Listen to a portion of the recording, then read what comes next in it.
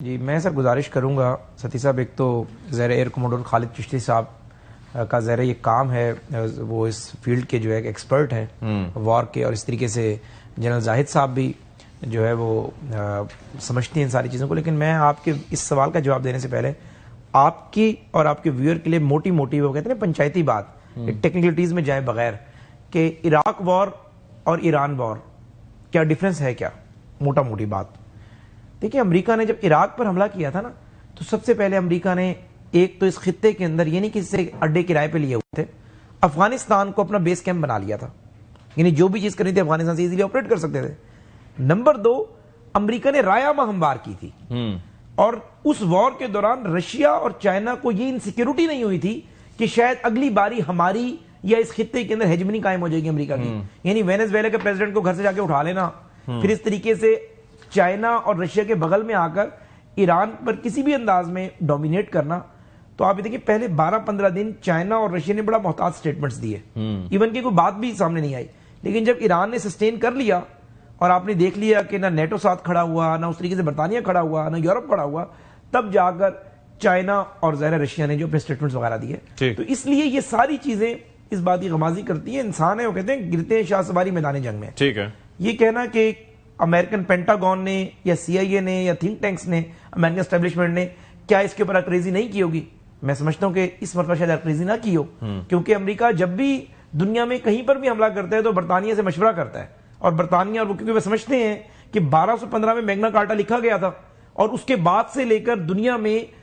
ایک وقت ایسا تھا کہ کوئن کا سورج کہیں نہ کہیں طلوع ہو رہا ہوتا تھا، چاہے وہ امریکہ ہے، چاہے کینیڈا ہے، چاہے برصغیر ہے، چاہے آسٹریلیا ہے. ایگزیکٹلی.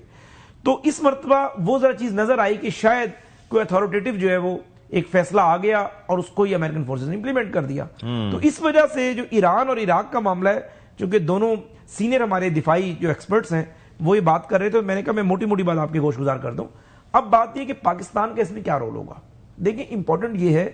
کہ موجودہ صورتحال، ہمارا جو چین سے تعلق ہے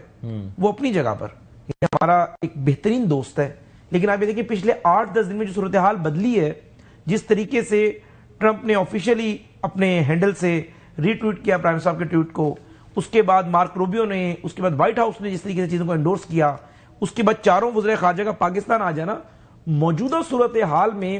جو ڈار صاحب کی اور وزیر خارجہ چائنا کی جو میٹنگ ہے، یہ ایک تو پہلے سے شیڈیول تھی، یہ نہیں کہ کوئی صورتحال کے بعد ہو گئی، لیکن موجودہ صورتحال میں اس کا ڈیلے نہ ہونا یا ہونا اس بات کا غمازی کرتا ہے کہ پاکستان اور چائنا ایک پیج کے اوپر ہے. یعنی چائنا کی بھی یہی پریورٹی ہے کہ خطے میں امن قائم ہو اور ایران کے اوپر جارحیت مسلط نہ کی جائے، اور پاکستان کی بھی یہ کوشش ہے. تو مجھے یہ لگتا ہے، ان پرائیویٹ کیپیسٹی، اگر میں ایز اے منسٹر کیپیسٹی میں بات نہ بھی کروں، کہ اگلے جو چند دن ہیں وہ ایک تو بڑے اہم ہیں، اور میرے خیال سے جو پاکستان کو ایک تو اعتماد امریکہ سے ملا کہ امریکہ نے پاکستان کی ثالثی کہیں یا اس رول کو انڈورس کیا،